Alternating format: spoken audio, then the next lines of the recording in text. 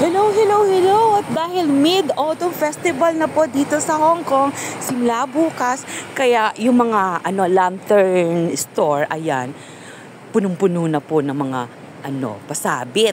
Kaya ayan ang mga Chinese, ayan, picture-picture, bukod sa picture-picture nila dyan, video-video, ayan po, kailangan nilang bumili yan dahil gagamitin po nila yan para sa Mid-Autumn Festival. So, ito pong pinakikita nyo, tindahan po yan ng mga lantern. So, medyo inagahan ko na pupunta dyan kasi mga paghinapon ka na dyan, wala ka na akong pwesto at hindi na ako makapag-video-video. So, ayan na po, nakikita nyo na po, ang gaganda ng mga lantern. So, enjoy mga pangyaw, enjoy mga friendship sa bukas, Miyerkules, holiday din natin, di ba? Enjoy.